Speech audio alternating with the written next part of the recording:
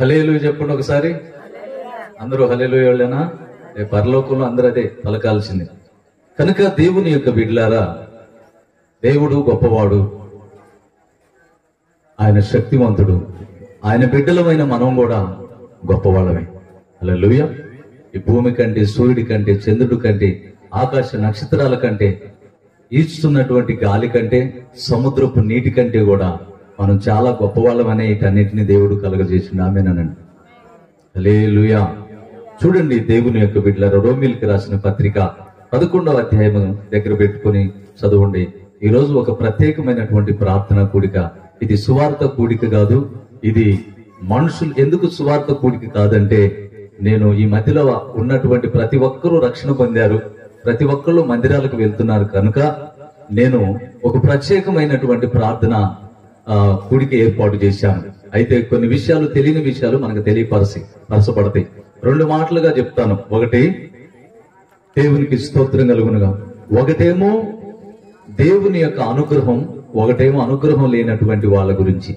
అనుగ్రహం లేనటువంటి వాళ్ళ పరిస్థితులు ఎలా ఉంటే, దేవుని అనుగ్రహం ఉన్నటువంటి వాళ్ళ పరిస్థితులు ఎలాగుంటాయి అనేది మీకు 2 విషయాలుగా త్వరగా తెలియపరుస్తాను. దేవునికి స్తోత్రం కలుగును గాక. చూడండి, రోమీయులకు రాసిన పత్రిక 11వ అధ్యాయము 22వ వచనాన్ని చదువుకుందాం. కాబట్టి దేవుని అనుగ్రహమును కాఠిన్యమును అనగా పడిపోయిన వారి మీద కాఠిన్యము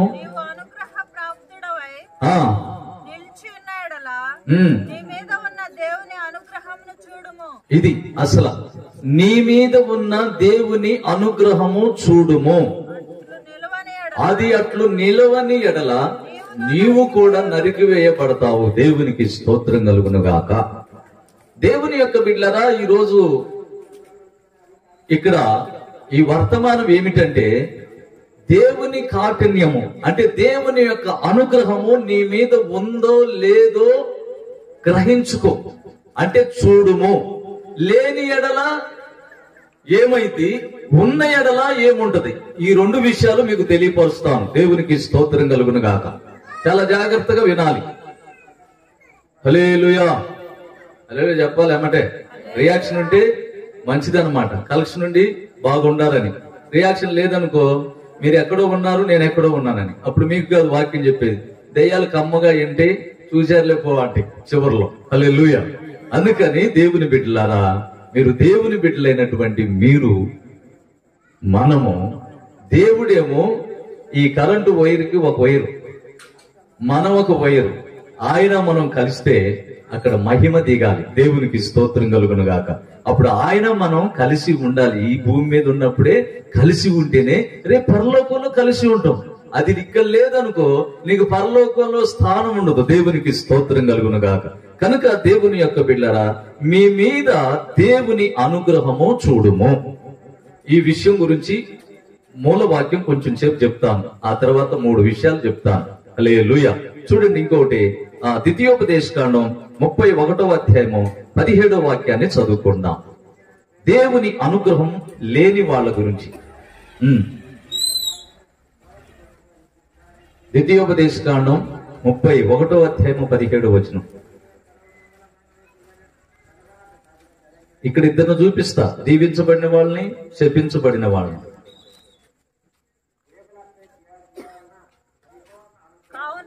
కావున నా కోపము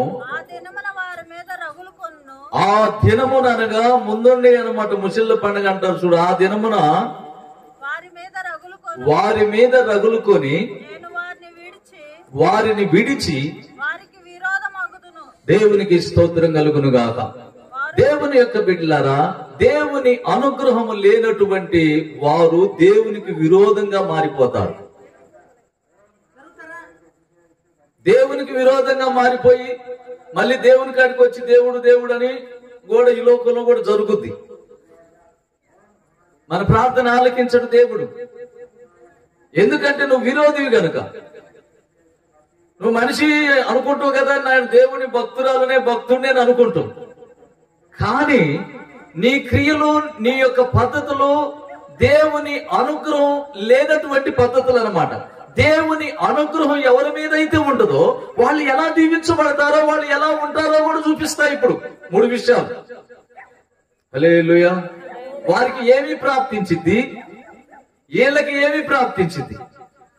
చదువు అది ఇంకా అదే మాట.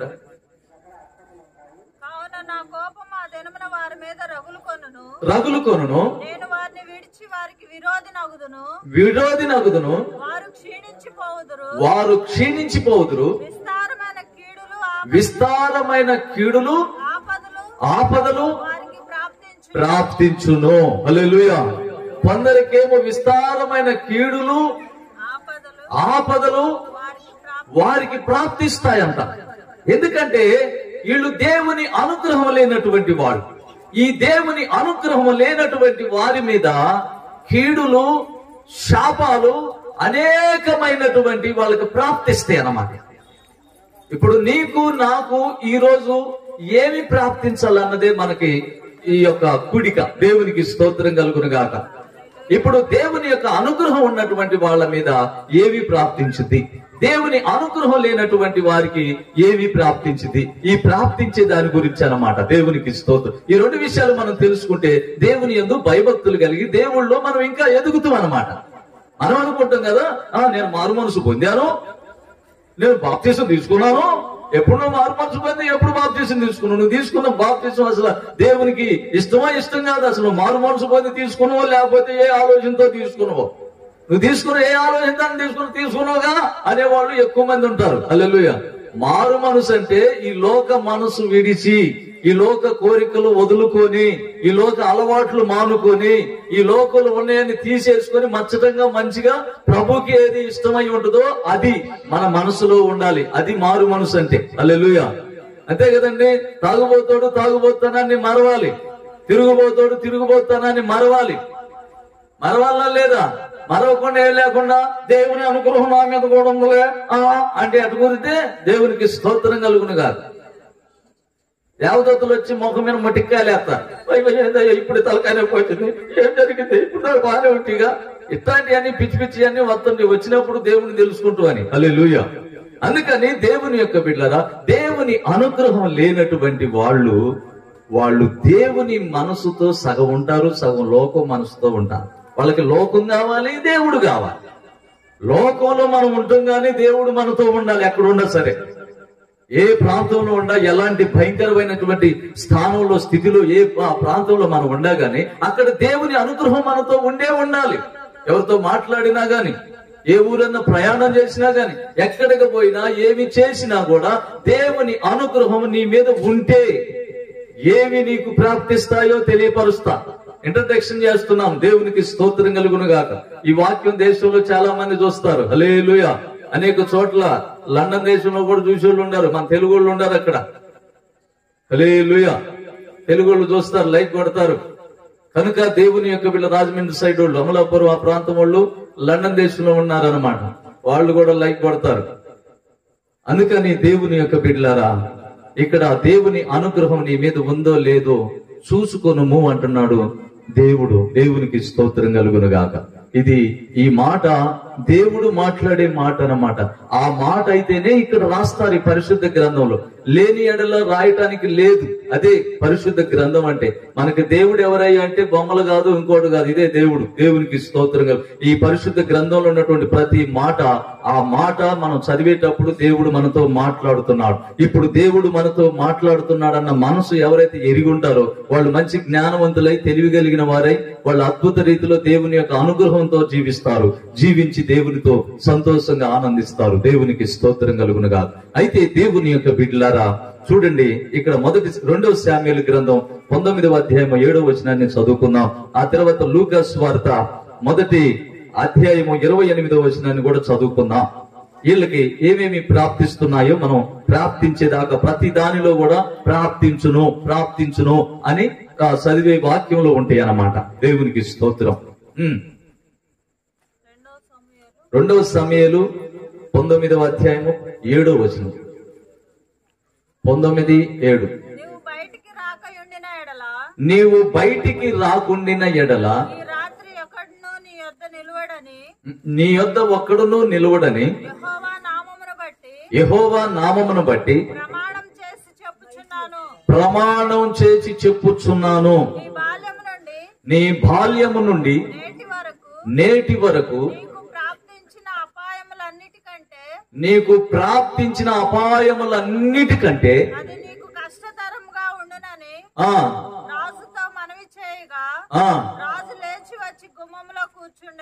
దేవునికి స్తోత్రం కలుగును గాక. హల్లెలూయా. రాజుకి ఎన్నో ప్రాప్తించాయి, రకరకాలు ప్రాప్తించాయి ఆయన యొక్క జీవిత విధానంలో. ఆ రాజుకి ఇప్పుడున్నటువంటి వాళ్ళకు కూడా ఏదేదో ప్రాప్తిస్తాయి. నీకు ప్రాప్తించిన వాటన్నిటికంటే కూడా, చదువు మళ్ళీ ఆ మాట, అన్నిటికంటే కూడా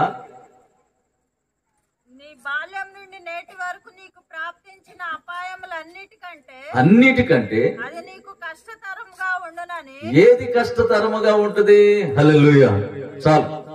ఏది కష్టతరముగా ఉంటదంటే దేవుని యొక్క అనుగ్రహం కింద ఉండటానికి కష్టతరముగా ఉంటది. హల్లెలూయా. దేవుని యొక్క అనుగ్రహం కింద ఉండటానికి కష్టంగా ఉంటది. ఏదైనా సులువే. మంచి మనసు కలిగి జీవించడానికి ఎంత కష్టంగా ఉంటుందో తెలుసా? పిచ్చి పిచ్చిగా ఎవరైనా మాట్లాడతారు, ఇష్టం వచ్చినట్టు మాట్లాడరు. ఇష్టం వచ్చినట్టు మాట్లాడుతుంది ఏముంది? ఎవరైనా మాట్లాడతారు. పిల్లలు మాట్లాడతారు, పిచ్చోళ్ళు మాట్లాడతారు, ఎవరైనా మాట్లాడతారు. దేవుని బిడ్డలైనటువంటి వాళ్ళు అలా మాట్లాడకూడదు. ఏమేం మాట్లాడుతుందో చూడండి. మొదటి అధ్యాయము లూకా సువార్త 28వ వచనం. హల్లెలూయా.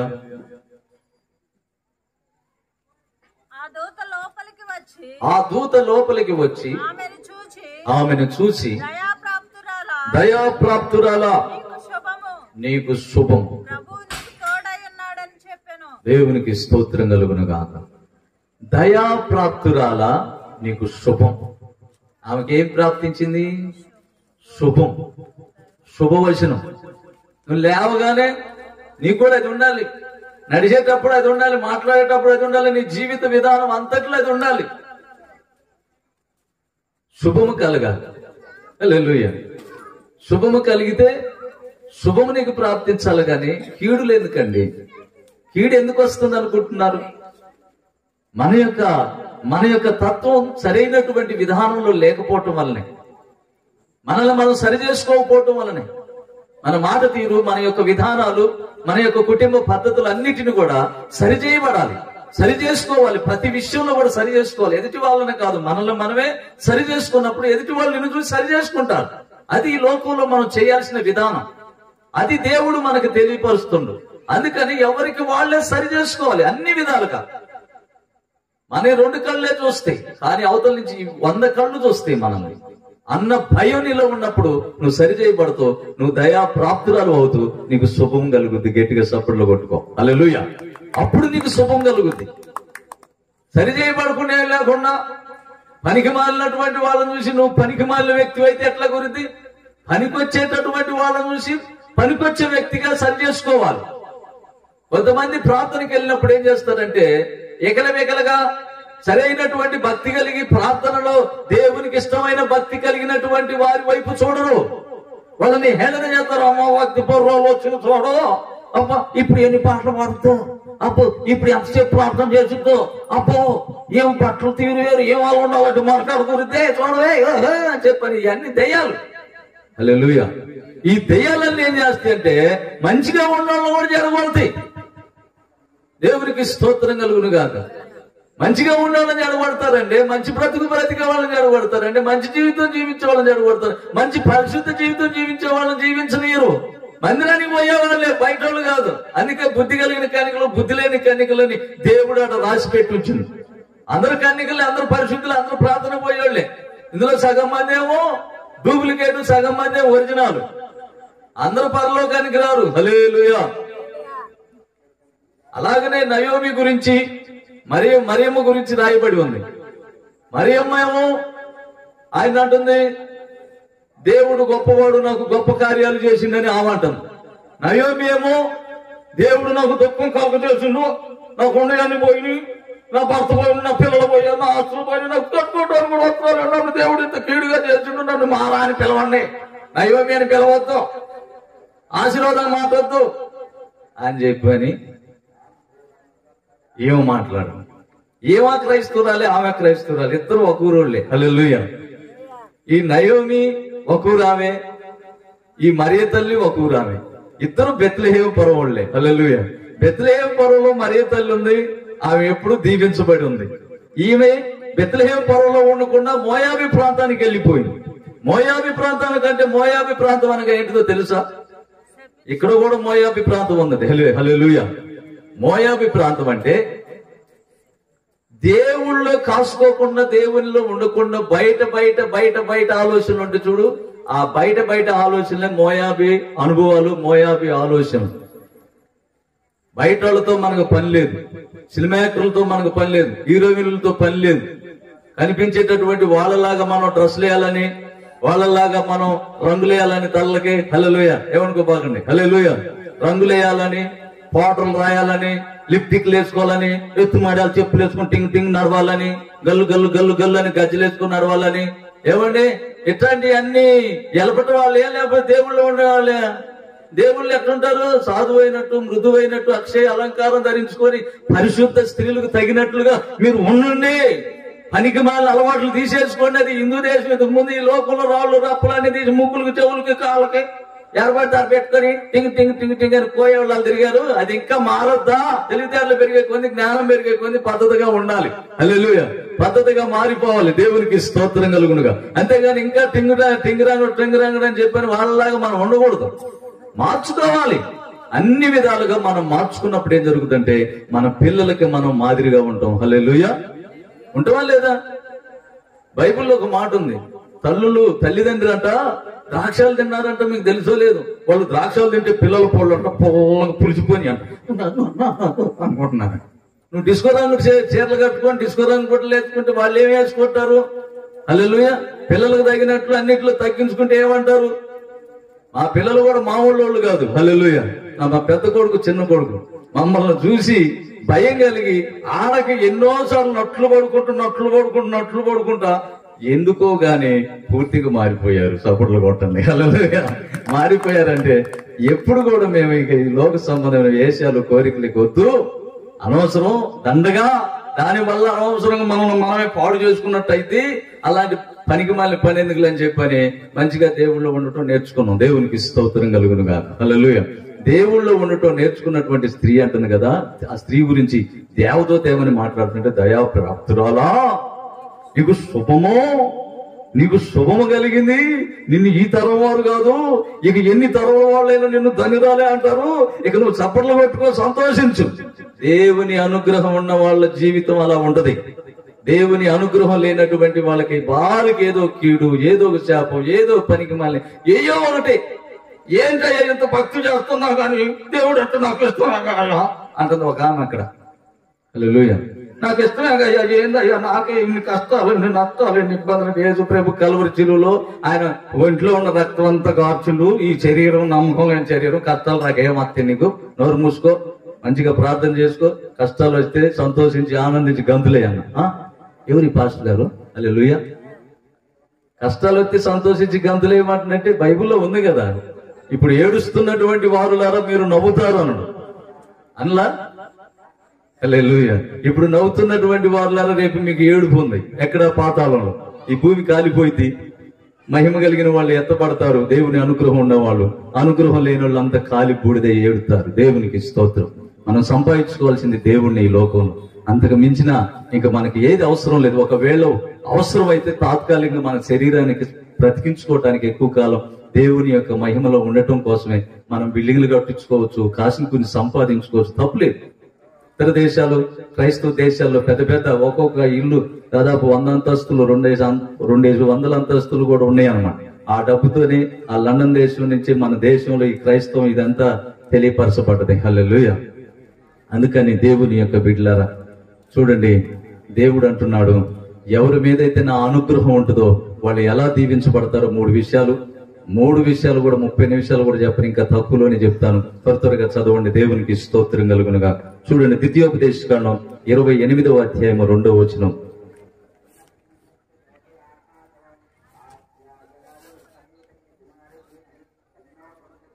ద్వితీయోపదేశకాండం 28, 2వ వచనం. నీవు నీ దేవుడైన యెహోవా మాట వినిన ఎడల ఈ దీవెనలన్నీ నీ మీదకి వచ్చి నీకు ప్రాప్తించును. నీవు పట్టణంలో దీవించబడుతూ, పొలంలో దీవించబడుతూ, అసలు ఎక్కడున్నా ఏం చేస్తున్నా అన్ని విధాలుగా దీవించబడతాం. అంతే. ఇక చదువుకుంటూ పోతే అన్ని ఉండి, ఇంకా అక్కడి నుంచి చదువుకుంటూ పోతే దానికి తగిన ప్రమాదాలు కూడా ఉన్నాయి. అన్ని ప్రాప్తిస్తాయి. దేవుని అనుగ్రహం ఎవరి మీద అయితే ఉంటుందో వాళ్ళకి ఇవన్నీ ప్రాప్తిస్తాయి. నువ్వు ఇంట్లో ఉన్నప్పుడు దీవించబడతావు, బయట అడుగు పెట్టినప్పుడు దీవించబడతావు, నువ్వు ఎక్కడికి పోయినా కానీ సంతోషంగానే ఇంటికి తిరిగి వస్తావు. మీరు అనుకుంటారు కదా, రోజు అట్లే ఇక్కడ నేనేం వాక్యం చెప్పానంటే, ఇక్కడే ఏ వాక్యం చెప్పానంటే, క్రీస్తు యేసునందున్న వారికి ఏ శిక్ష విధి లేదు అని చెప్పాను. అంతే కదండి చెప్పాల్సింది. క్రీస్తు యేసునందుంటే ఏ శిక్ష అని ఉంటుందా? మధ్యలేని మరియమ్మ యేసు దగ్గరికి పోతే ఆమె మరణం నుంచి, భయంకరమైనటువంటి శాపం నుంచి తప్పించబడింది, సావు నుంచి తప్పించుకుంది. అప్పటి కాలంలో తప్పు చేస్తే చంపుతారు, కొడతారు, సిలివేస్తారు, మేకులతో కొడతారు, గొంతు ఉరేస్తారు, రాళ్లతో కొడతారు. అసలు భయంకరమైనటువంటి స్థితి అన్నమాట. అలాంటి స్థితిలో నుంచి దేవుడి లోకానికి దిగి వచ్చి, ఇదిగో మీలో పాపం లేని వారు రాయేయమని చెప్పానని వాళ్ళకి అందరూ భయపడ్డారు. ఈ దేవుని మాటలు, ఈ పరలోకపు సంబంధమైన మాటలు, ఈ లోక సంబంధమైన మాటలు కాదు. హల్లెలూయా. అందుకని దేవుని యొక్క బిడ్డలారా, ఇవన్నీ ప్రాప్తిస్తాయి అన్న. దేవుని అనుగ్రహం ఉండాలి. అనుగ్రహం ఒకవేళ నీలో ఉందో లేదో జాగ్రత్తగా పరిశీలన చేసుకోవాలి. హల్లెలూయా చెప్పండి ఒకసారి అందరూ. హల్లెలూయా చెప్పాలా గట్టిగా. ఎందుకంటే సైతాన్ ఏం చేస్తుందంటే దాని పనిలో అది ఉంటుంది. ఫ్యాన్ పెట్టుకున్నా కూర్చుంటుంది అంటుంటుంది. అది ఎప్పుడైతే ఆ గాలి వచ్చిందో మత్తు ఈ లోకంలో ఉంది తెలుసా? ఆ మత్తు నుంచి అనేకులు విడిపించబడుతున్నారు. విడిపించబడిన వాళ్ళు దేవుళ్ళో ఉన్నోళ్ళు. మత్తు అంటే రకరకాల మత్తులు ఉంటాయి. హల్లెలూయా. ఉండవండి.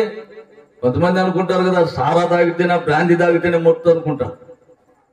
టీవీ మత్తుంది, బంగారం అనే మత్తుంది, డబ్బు అనే మత్తుంది, రకరకాల కోరికలు అనే మత్తులు ఉండే. ఇవన్నీ మత్తులే. హల్లెలూయా. ఇవన్నీ దెయ్యానికి సంబంధించిన మత్తులు అనుకుంటున్నారేమో. హల్లెలూయా. వీళ్ళు అనుకుంటారు కదా, ఆయన అక్కడే తాగుబోతారు నుంచి మారినంట పాస్టర్ గారు, రారా నువ్వు కూడా ఇంటి మారుతావు రారా అంటారు. ఏం మాత్రం టీవీలు బాగా చూస్తుంది, సీరియల్ ఇదే పని, టైం అంతా అక్కడే వెళ్ళపుచ్చుకుంటుంది. ఏమికి మత్తు లేదు. సీరియల్, టీవీ మత్తు. అందరికి మత్తే ఉంది. హల్లెలూయా. మత్తు లేని మానవుడి లోకంలో ఈ లోకమే మత్తు. శాపం అనే మత్తు, పాపం అనే మత్తు, భయంకరమైనటువంటి లోకం. దేవునికి స్తోత్రంగా. నేను ఒక రోజు తాళచెల్లో వాక్యం చెప్పేటప్పుడు ఒక మాట చెప్పా. ఇట్లా నేను నిద్రపోతున్నా, ఆమె తిట్టా అంటాను. అమ్మవు ఇప్పుడు ఏడున్నావు తెలుసాను అన్న. ఎక్కడున్నాను పాస్టర్ గారు అన్నది. ఇప్పుడు సముద్రం చెరిసగానే ఉన్నాం, సముద్రం మధ్యలో ఉన్నాం మనం. ఆ ధరిని ఉన్నాను అనుకున్న కమ్మగా పండుకుంటున్నాం. సముద్రం మధ్యలోనే ఏడ మునిగిపోతావో తెలియదు తల్లా. సరేలే అన్న. నేను సముద్రంలో ఉండలేదు, మందిరంలో ఉన్నాగాను. హల్లెలూయా. అర్థం కావు కొంతమందికి మాటలు. దేవునికి స్తోత్రం కలుగునుగా. అందుకని దేవుని యొక్క బిడ్డలారా, చూడండి ఇంకొక మాట చదువుకుందాం.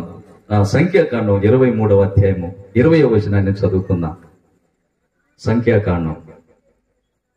ఈ దీవెనలన్నీ మీకు ప్రాప్తించును. ఏమేమి దీవెనలో, ఆ దీవెనల గురించి మనం త్వరగా చదువుకుంటూ ముందుకెళ్ళిపోదాం. అంతటా బాలాకు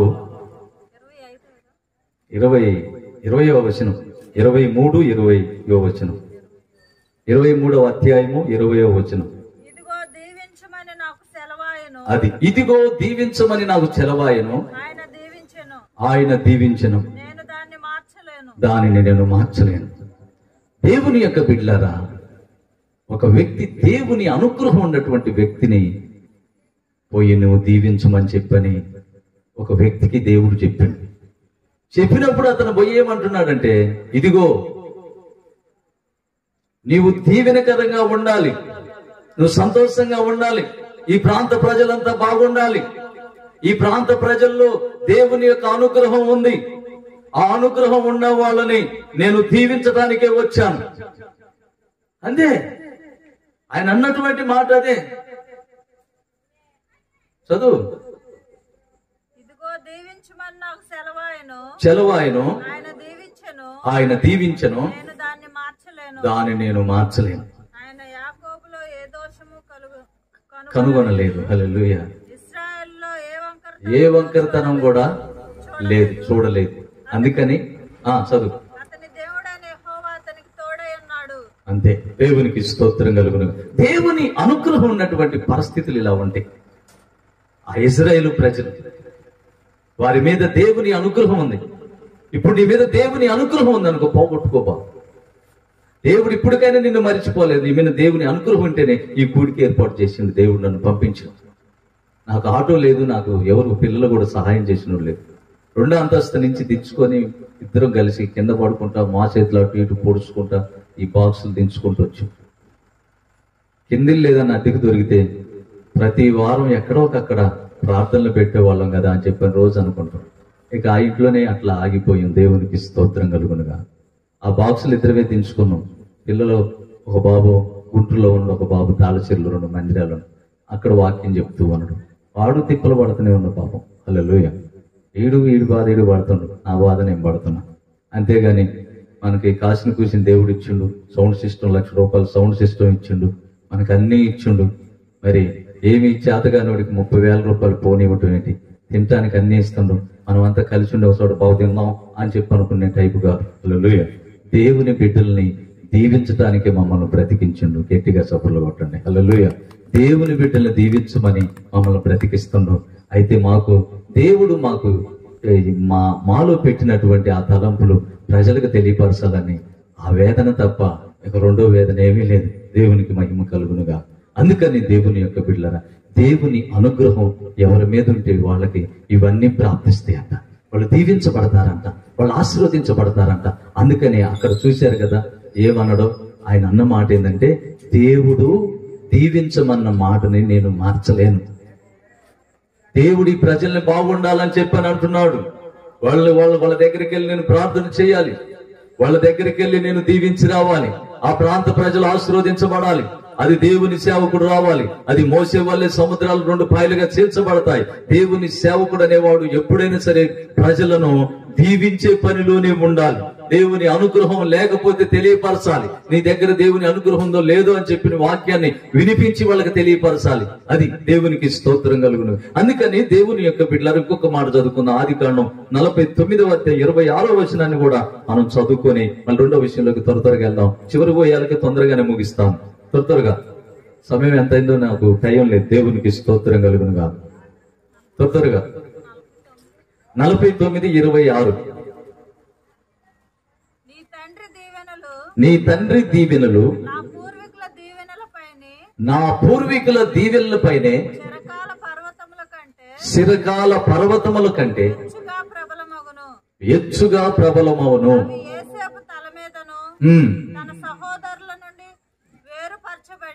బాగినండి. ఎందుకు ఈయన తన సహోదరుల నుంచి వేరుపరచబడి అయితే దేవుని యొక్క బిడ్డలారా, ఇక్కడ ఎందుకు తన సహోదరుల నుంచి వేరుపరచబడెను అనే మాట అక్కడ ఎందుకు రాసిందంటే, సహోదరులు అనగా లోక సంబంధంగా ఉన్నటువంటి వాళ్ళు సహోదరులు, సొంత కుటుంబం వాళ్ళే. వింటున్నారో లేదో? వాళ్ళు లోక సంబంధులు. ఇతను దేవుని అనుగ్రహం ఉన్నవాడు. వాళ్ళలో నుంచి ఎప్పుడైతే వేరయ్యిండో, ఎప్పుడైతే వాళ్ళకి ఇతన్ని తేలిగ్గా హేళనగా నెట్టివేసి త్రోసివేసి నువ్వు వేస్ట్ అని చెప్పని వేరే వాళ్ళకి అమ్మేసి తండ్రికి అబద్ధం చెప్పి మోసం చేసుకుంటూ బ్రతుకుతున్నారు. వాళ్ళ బ్రతుకు అది. కొంతమంది బ్రతుకు అలా ఉంటది. ఇతను బ్రతుకేంది అన్ని నిందలు, అవమానాలు, బాధలు, సమస్యలు అనేకమైనవి వస్తున్నాయి. అయినా కానీ ఇతను నడినెత్తి మీద ఏముంది? దీవెనలు ఉన్నాయి అన్నమాట. హల్లెలూయా.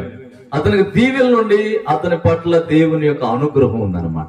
దేవుని యొక్క అనుగ్రహం ఉన్నవాడు జైల్లో ఉన్నా గానీ జైలు నుంచి విడిపించబడతాడు. హల్లెలూయా.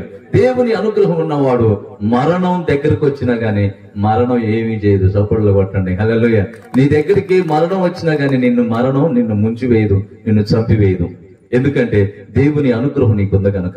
ఎందుకంటే నా జీవిత విధానంలో నన్ను చంపాలని సామాదులు తీసినటువంటి రోజులు ఉన్నాయన్నమాట. హల్లెలూయా. నేను పెద్ద యుద్ధ వీరుడు కాదు, పెద్ద మనగాడిని కాదు, నా పక్క సైన్యం కూడా లేదు, ఏమీ లేదు. అయినా కూడా దేవుడు ఆ లోకంలో ఉన్నప్పుడు కూడా నన్ను కాపాడుకుంటూనే వచ్చిండు. దేవునికి స్తోత్రం కలుగునుగా. దేవుని అనుగ్రహం ఉన్నటువంటి వాళ్ళు ఇంకా తాగిన ఈ లోకంలో పాపాల్లో పడుతున్నా గాని వాళ్ళు ఇంకా బ్రతుకుతూ ఇంకా బట్టగట్టి ఉన్నారంటే దేవుని అనుగ్రహం ఉన్నది. హల్లెలూయా. దేవుని అనుగ్రహం వాళ్ళ మీద ఉంది కనుకనే వాళ్ళు ఇంకా బ్రతికి ఉన్నారు. అప్పుడు ఏం చేయాలి? దేవుని అనుగ్రహం కలిగి ఉన్నాను కనుకనే నేను బ్రతికాను. లేకపోతే నేను అంత హీరోనే, అంత మనగా నాకు 2 చేతులు 2 కాళ్ళే ఉంది, నేను ఇంతే కదా తినేది, అంతే కదా అమ్మగారు. హల్లెలూయా. నన్ను ఎవరు చంపలేకపోతే నేను పెద్ద మనగాడిని అనుకోకూడదు. అనగానేం కాదు నేను. దేవుని అనుగ్రహం నన్ను కాసుకొని ఉందన్న సంగతి నాకు అప్పుడు తెలియక లోకానుసారంగా తిరిగాను. ఇంకా కష్టాలు తెచ్చుకున్నాను, ఇబ్బందులు తెచ్చుకున్నాను. నా సాక్ష్యం హీనైపోయింది, అవమానించబడ్డాను. ఇందాక పాడాను ఒక పాట, ఆ పాట రాశాను, పాడాను, ఇంకా రిలీజ్ కాల. మన మందిరం అయినాక రిలీజ్ అయింది. హల్లెలూయా. అవమాన స్థితిలో పడి ఉండగా నాకెవరు లేరని అనుకొనగా ఆదరణకర్త ఇమ్మానుయేలా నీ తోడు నేనని అభయమిచ్చితివే. కృపగల దేవుడవే నా ఎడల దయగల దేవుడవే.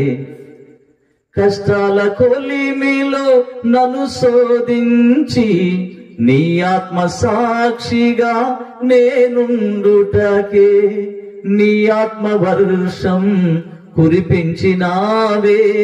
నీ ఆలోచనతో నన్ను నింపినావే.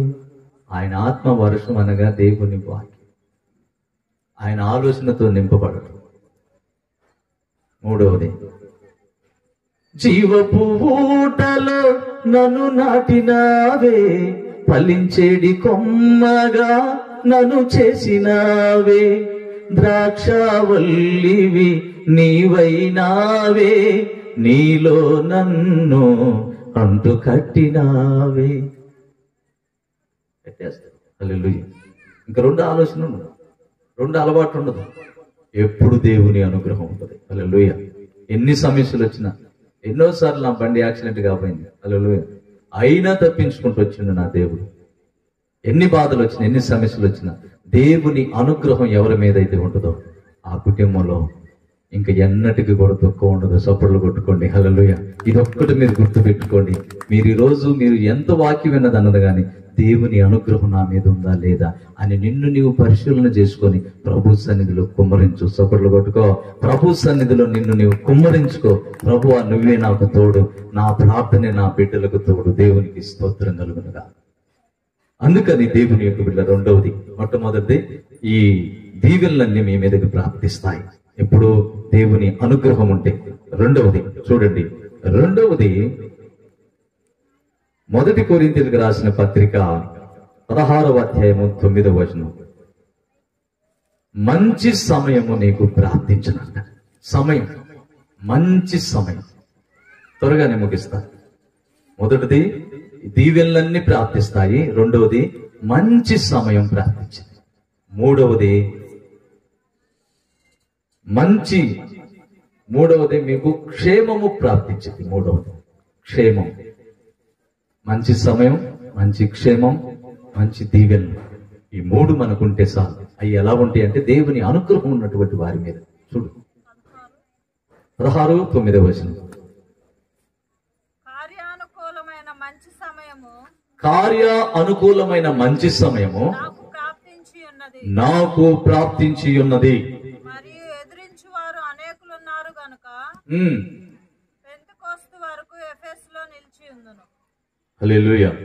అంటే తర్వాత మాట ఎందుకు చదవాల్సి వచ్చిందంటే మనకు ప్రార్థించే వారికి అక్కడ ఏముందంటే పెంతెకోస్తు అనగా దేవుళ్ళోనమాట. ఇప్పుడు ఏ మందిరం అయినా కానీ పెంతెకోస్తు అనే ఆ దినం రోజే స్థాపించబడదు. బైబిల్లో 2వ అధ్యాయం అపోస్తుల కార్యాలు అయితే పేర్లు రకరకాలుగా ఎవరెవరు ఇష్టం పెట్టుకుంటారు. పరిశుద్ధ గ్రంథం అనేది ప్రతి మాట దేవుని మాట, అంతే కదండి. ఆది అందు వాక్యం అండిన వాక్యం దేవుని యొద్దమండి. దేవుడే ఈ వాక్యమై ఉన్నాడు. ఈ వాక్యంలో ఏ మాట అయినా మందిరం పేరు పెట్టుకోవచ్చు. హల్లెలూయా. అంతేగాని ఆ పేరు పెట్టుకున్నది, నువ్వు ఈ పేరు పెట్టుకున్నది, ఇవన్నీ మనకు అనవసరం. ఏ పేరు పెట్టుకున్నావు అన్నది కాదు, కానీ నువ్వు అసలు ఎలా దేవుని అనుగ్రహంతో నింపబడి ఉన్నవా లేదన్నదే మనం చూసుకోవాలి. ఇది మనకు అసలు మెయిన్ కావాల్సింది. అందుకని చూడండి, ఇంకొకటి ఆదికాండం 41వ అధ్యాయము 35వ వచనం. హల్లెలూయా. నాకు మంచి సమయము ప్రాప్తించి ఉన్నది. మంచి సమయం అంటే ప్రతి క్షణం కూడా నీకు మంచి సమయం ఉండాలి. తర్వాత కలుగు కరువు చేత దేశమందు ఆ పంట సమృద్ధి తెలియబడకపోవును. మళ్ళీ మొదటి కాడి చదువు. ఆ కరువు మిక్కిలి భారంగాను. అయితే ఇక్కడ 41వ అధ్యాయం 35వ వచనంలో 35 రాబోవు ఈ మంచి సంవత్సరములలో అది రాబోవు ఈ మంచి సంవత్సరములలో దొరుకు ఆహారం అంతయు సమకూర్చి ఆ ధాన్యము ఫరో చేతికి అప్పగించి ఆయా పట్టణంలో ఆహారమునకై భద్రం చేయవలెను. దేవునికి స్తోత్రం కలుగును గాక. దేవుని యొక్క బిడ్డలారా, దేశానికి ఒక 7 సంవత్సరాలు కరువు సంవత్సరాలు వచ్చినాయి. ఆ 7 సంవత్సరాలు తర్వాత వస్తే మొదట ఏమో పంట, అంటే మొదట దేశం అంతా సమృద్ధిగా పంటలు పండాయి 7 సంవత్సరాలు. అయితే రాజుకు ఒక కళ వచ్చింది. ఆ చరిత్ర చెప్పటం ఎందుకులే, నేను మామూలుగా షార్ట్ కట్ లో చెప్తున్నాను. రాజుకి ఒక కళ వచ్చింది. ఏసేపు ఏమో జైల్లో ఉన్నాడు. అయితే ఈ కళ గురించి అతనికి అర్థం కాదు. 7 సంవత్సరాలు అనగా 7 బక్క చిక్కిన ఆవులు, ఈ 7 బలం కలిగినటువంటి ఆవులు బయటకు వచ్చి ఈ బక్క చిక్కిన వాటిని బలం కలిగిన మింగివేసి, ఈ కళ వచ్చింది, ఈ కళ గురించి నాకు అర్థం కావట్లేదని చెప్పని ఇక ఎవరిని అడిగినా గాని దేశంలో ఎవరు వెళ్ళగాలి. అయితే ఆ జైల్లో ఉన్నటువంటి ఈ యొక్క యోసేపు మాత్రమే ఈ యోసేపుని తీసుకొచ్చారు. యోసేపుకి గడ్డం చేసి అన్ని చేసి శుభ్రం చేసుకొని మంచి దుస్తులు వేసుకొని తీసుకొచ్చి రాజు ఎదుట నిలబెట్టినప్పుడు రాజు ఒకటే చెప్పింది, రాజా ఈ కలభావం ఏమో నేను చెప్పమంటావా అన్నాడు. చెప్పాయి, అందుకే పిలుచుకొచ్చిందని. అంటే అప్పుడు ఆ యోసేపు ఏం చెప్తాడో తెలుసా? రాజా ఎప్పుడు దేవుని అనుగ్రహంతో ఉన్నవాడు కనుక అతని మాట ఏదైనా తప్పు రాదు. మాట ద్వారా అయినా, చూపు ద్వారా అయినా, నడకడి ద్వారా అయినా, దేని ద్వారా అయినా తప్పు రాదనమాట. అందుకని ఆయన దేవుని అనుగ్రహంతో ఉన్నటువంటి వాళ్ళు అలా ఉంటారనమాట. దేవునికి స్తోత్రం కలుగును. అందుకని దేవుని యొక్క బిడ్డలారు ఇతను ఏమంటాడంటే, రాజా మన దేశంలో 7 సంవత్సరాలు పంటలు బాగా పండుతాయి. అందుకని మొదటిగా బలం కలిగినటువంటి ఎడ్లు వచ్చాయి, తర్వాత బక్క చిక్కినటువంటి వచ్చినాయి. ఎందుకంటే ఈ బలంగా ఉన్నటువంటి 7 సంవత్సరాలు పంటనే కరువు సంవత్సరాల్లో ధాన్యం పంచిపెట్టడానికి. అందుకు దేవుడు నీకు కళ ఇచ్చాడు. ఎందుకంటే దేశానికి రాజు కదా, మరి అందుకని నీకు తెలియపరచు. నువ్వు రాజువే గాని తెలియపరచు. మరి ఆ విషయం నాకు తెలియపరచు. ఇప్పుడు నేనేమనాలి? నేను కాదయ్యా దానికి అర్హుని, ఇక నువ్వేనయ్యా రాజువి, ఇక నువ్వే రాజరికం చేయ అని చెప్పి ఆయన తీసుకొచ్చి సింహాసనం మీద కూర్చొని నేను వస్తాను అని చెప్పని బయటకు వచ్చేసిండు. హల్లెలూయా. ఎందుకని అట్లా బయటకు వచ్చేసిందంటే, దాని అనుగ్రహం ఉన్న వ్యక్తి అయితే దేశానికి మేలు జరుగుద్ది. రేపు మనం ఎన్నుకోబోయే వ్యక్తులైనా కానీ అలాగనే ఉండాలి. దేశానికి మేలు జరిగే వాళ్ళనే చూసుకోవాలి. అంతేగాని నాది నీది, నీది నాది, నాకు నీకు, మనకి అసలు ఈ రాజకీయాలతో మనకు అవసరం లేదు. అసలు రాజకీయ నాయకులతో కూడా మనకు పని లేదు. మనం ఏంటంటే మనం దేవుని బిడ్డలం, దేవునితోనే మనకు పని. మన కుటుంబాలను మనం సరి చేసుకుంటూ మన బిడ్డల్ని మనం దేవుళ్ళలో పెట్టుకొని మంచి మార్గంలో మనం ఉన్నప్పుడు ఎంతలో రాజు అయిన గురికొచ్చి యోసేపుని సలహా అడిగినట్టు మనల్ని అడగాలి వాళ్ళు. అంతేగాని మన వాళ్ళకాడికి వాళ్ళ చుట్టూ తిరిగి అయ్యా అయ్యా అయ్యా ఇవన్నీ అనవసరం. దేవునికి స్తోత్రం కలుగునుగా. ఎందుకంటే మనం జీవం కలిగిన దేవుని బిడ్డలం, మంచి దేవుని బిడ్డలం. ఆయన మనల్ని పోషిస్తాడు, ఆయన మనల్ని దీవిస్తాడు. ఈ దీవెనలన్నీ మీకు ప్రార్థించునని చెప్పని ఇందాక మనం చదువుకున్నాం. రెండోది, మీకు మంచి అంటే క్షేమము ప్రాప్తించుద్దంట. దేవునికి స్తోత్రం కలిగి ఏం ప్రార్థించుద్ది? మంచి సమయము మీకు ప్రాప్తించు. ప్రతి సమయం కూడా ఈ రోజు మంచిదేనా, ఈ రోజు మంచిదేనా, రేపు మంచిదే, ఇట్లా కాదు. ప్రతి దినం దేవుని అనుగ్రహం ఉన్న ప్రతి వ్యక్తి కూడా వాళ్ళకి ప్రతి దినం ఏ క్షణమైనా సరే మంచి ప్రాప్తించుద్ది. అంతేగాని ఈ రోజు మంచిది కాదంట, రేపు మంచిదంట, ఎల్లుండి మంచిది కాదంట, ఆవులెల్లుండి మంచిదంట, ఈ నెలంతా మంచిది కాదంట, నువ్వు ఎట్ట మంచిగా ఉండు, నువ్వు ఎట్ట బతుకుతున్నావు? అంతే కదండి. అని క్రైస్తవులు కూడా డూప్లికేట్ పనులు చేస్తారు. డూప్లికేట్ దేవుడిని ఎరగని సైతాన్లో ఉన్న వాళ్ళు మాటలేని దేవునికి దూరం అయిపోయి శాపం తెచ్చుకొని కీళ్ళలో పడి బాధలు తెచ్చుకొని అనేకమైన ఇబ్బందులు తెచ్చి పెట్టుకుంటారు. హల్లెలూయా. అందుకని దేవుని బిడ్డలారా, ప్రతి క్షణం కూడా ఎప్పుడు కూడా మీకు మంచి సమయమే ప్రాప్తించును. నేను చనిపోయిన శవాన్ని తీసుకుని వస్తున్నా గానీ నేను బయటకు వచ్చినప్పుడు పాస్టమ్ గారు నేను వెళ్ళిపోతూనే ఉంటాం. ఉండమోపామా అని అంటారు, భర్త లేనామని. ఆమె వస్తుందని చెప్పి ఒకరోజు ఆమె గబగబ బయటకు వచ్చి మమ్మల్ని బండేసుకుని బయటకు వస్తున్నాను, గబగబ వెనక్కిపోతుంది. బోయికాలనీలో ఉంటున్నాను. నేనన్నా కదా, ఏంటమ్మా ఉరుకుతున్నావు, ఏమన్నా మర్చిపోయివా అన్న. లేదులేండి, కొన్ని కారణాలు ఉంటాయిగా అన్నది. ఏం కారణాలు లేవు, నీ ముఖం లేదు రా, ఏం కాదులే అన్న. దేవునికి స్తోత్రం. ఏంటంటే నీకు భయం ఉండదా అన్న. భయపడతాయి, అంతకాలం బతకమంటావమ్మా. ఈ భయంతో దేవుడే నీ భర్తను తీసుకున్నాడమ్మా, నిన్ను కొంతకాలం ఉంచిండు ఆ దేవుడు తెలుసుకోవడం కోసమే. అంతేగాని దేవుడే నీ భర్త తీసుకున్నాక ఇక నీ వల్ల ఏ కీడు జరుగుతున్నావు, సృష్టికర్తవా లేకపోతే నువ్వేమన్నా ప్రత్యేకమైన దయ్యానివా? నీకే తెలియదు, నీకు మాట్లాడటం ఒకసారి గుర్తుండదు, ఎప్పుడు దాకా బతుకుతో కూడా తెలియదు. నీ వల్ల ఎదుటోళ్ళకి ఏం జరుగుద్ది ఏం జరగదు తల్లి. అవన్నీ అనవసరమైనటువంటి ఆలోచనలు అట్లాంటివి పెట్టుకోబాకు. సంతోషంగా ఉన్నాను. ఏంటంటే ఇంత మంచి మాటలు చెప్పు అన్నాను. మరి మంచోళ్ళం మంచి మాటలే చెబుతాం. అందుకని మంచోళ్ళతోనే మంచి సహవాసంతోనే మనం కలిసి ఉండాలి. దేవునికి స్తోత్రం. అంతే. నేను ఎవరు ఎదురొచ్చినా ఎవరు ఏం మాట్లాడి ఏ సమయం అయినా. ఒకరోజు ఒక ఆయన తుమ్మిండు. ఫాస్ట్ గా రాదు, నేను తుమ్మాను. నువ్వు బతికున్నోడు తుమ్మితే నాకేం కాదు, చచ్చినోడు తుమ్మితే అప్పుడు ఆగుతాలే అన్న. చచ్చినోడు ఎటు తుమ్మడో నేను ఆగేది లేదని. దేవునికి స్తోత్రం కలుగునుగా. చచ్చినోడు తుమ్మితే మనం భయపడాలా, లేకపోతే ఏంటంటే చచ్చినోడు లేచిండని విచిత్రపోవాలి. మన దేవుడు ఎప్పుడు బ్రతికుండే దేవుడు కదా, మనం బ్రతికుండే వాళ్ళే. మనకు సాగు ఉండదు, భయం పడాల్సిన అవసరం లేదు. అట్లా భయపడుతున్నామంటే దేవుని అనుగ్రహం నీ మీద లేదన్న నమ్మకం నీకు లేదు. నీ భక్తి నీకు ధైర్యం పుట్టించట్లా. కావాలంటే ఆ మాట చదువుకో. ఏబు గ్రంథం 5వ అధ్యాయమా 4వ అధ్యాయమా చూడండి. ఏబు గ్రంథం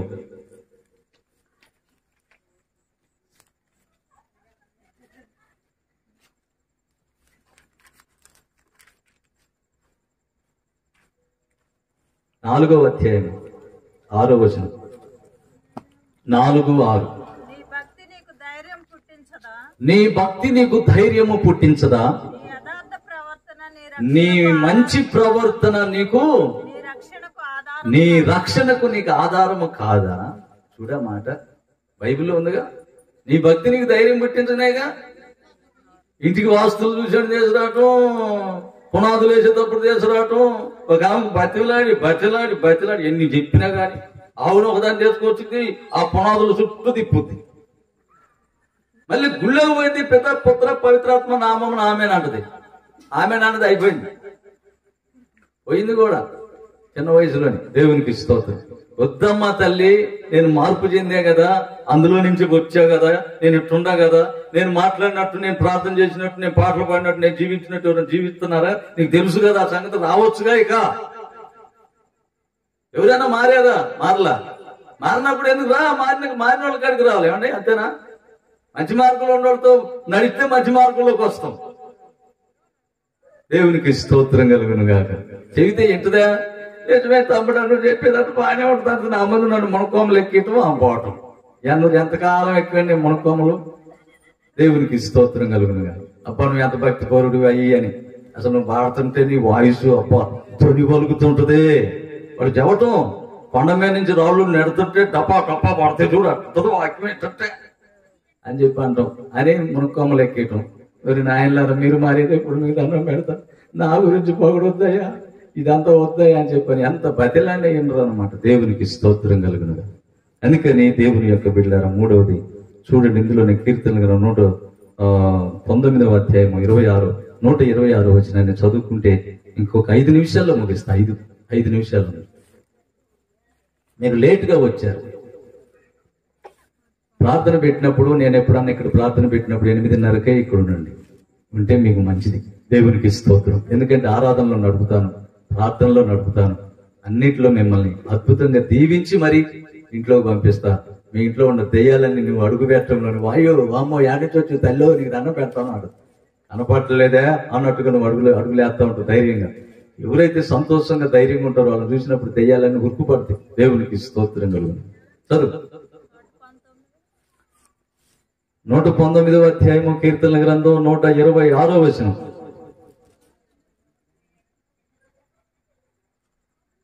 హల్లెలూయా. 119, 126.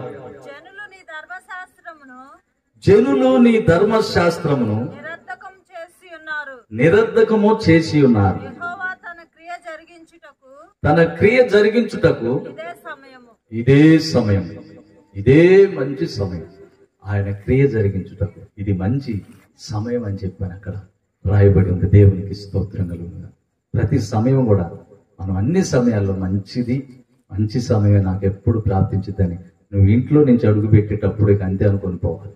నువ్వు పడుకునేటప్పుడు కూడా నాకు మంచి ప్రాప్తించుద్ది అన్న మనసుతోనే నువ్వు పడుకోవాలి. లేచిన తర్వాత కూడా అదే అనుకోవాలి. అలా అనుకున్నప్పుడు సైతానికి వణుకు పుట్టింది తెలుసో లేదో మీకు తెలియదు, కానీ దేవునికి స్తోత్రం కలుగును. అలా అనుకొని మీరు అడుగులు వేసుకుంటూ పోండి, ఎదురు రాయి కూడా తగలదు. ఎవరు ఎదురు వచ్చినా ఏం కాదు. ఈ సమయం మంచిది కాదేమో, అందువల్ల ఇటు జరిగింది అటు జరిగింది ఇటు జరిగింది అని చెప్పాను అనుకుంటారు. సమయాలన్నీ మంచియే, కానీ మానవుడు దేవుణ్ణి ఎరగక తెలియక తెలియక మాట్లాడుతున్నటువంటి మాటలు అవి మనం అనుకోవాలి. వీళ్ళు తెలిసి తెలియక మాట్లాడుకుంటున్నారా, ఈ సమయం బాగాలేదట్టుకుంది, ఆ సమయం అందుకే అదే జరిగింది, ఈ సమయం బాగాలేదు అందుకే జరిగింది, ఇది జరిగింది అంటారు. వాళ్ళకేం తెలియదు. వాళ్ళకి దేవుని అనుగ్రహం లేదు. దేవుని ఆలోచనతో లేనటువంటి వాళ్ళను చూసి దేవుళ్ళు ఉన్నటువంటి అనుగ్రహం ఉన్నటువంటి వాళ్ళు కలత చెంది దేవుళ్ళ నుంచి బయటికి రావడానికి సైతాను ప్లాన్లు చేస్తూ ఉంటది అన్నమాట. అలాంటి ప్లాన్లు మనం వినకూడదు. హల్లెలూయా. అలాంటి వినకుండా మనం దేవుని బిడ్డలు, మన దేవుడు శక్తివంతుడు, మన దేవుడి నిజమైన దేవుడు, ఆయన తప్ప ఇక ఎవరో లేదు, ఏది లేదన్న మనసుతో జీవించు, నీకు ఇవన్నీ ప్రాప్తిస్తాయి. దేవునికి స్తోత్రం కలుగును గాక. 3వది చివరి మాట చదువుకొని ముగించుకుందాం. ఎజ్రా 4వ అధ్యాయము 17వ వచనం. మీకు క్షేమము ప్రాప్తించును. మొదటిది దీవెనలు ప్రాప్తిస్తాయి, రెండవది మంచి సమయము ప్రాప్తించింది, మూడవది మీకు క్షేమము ప్రాప్తించును. మూడవది చివరిలోకి వచ్చి నేను ఎప్పుడు చెప్పినా గానీ 3 విషయాలు చెప్పి వెళ్తా. చదువమ్మా త్వరగా. ఎజ్రాకు రాసిన అధ్యాయము 4వ అధ్యాయము 17వ వచనం. ఇంకా రెఫరెన్స్లు చదివిస్తాయి, వాక్యం వివరించను.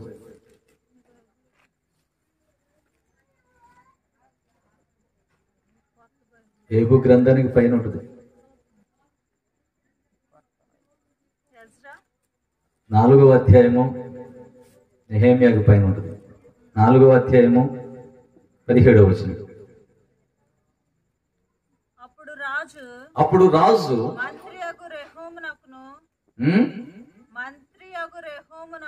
రెహోమునకును లేఖకుడకు షింషయికిని షోమ్రోన్లో నివసించు వారి పక్షంగానున్న మిగిలిన వారికిని నది అవతల నుండి తక్కిన వారికిని మీకు క్షేమం సంప్రాప్తి యగును గాక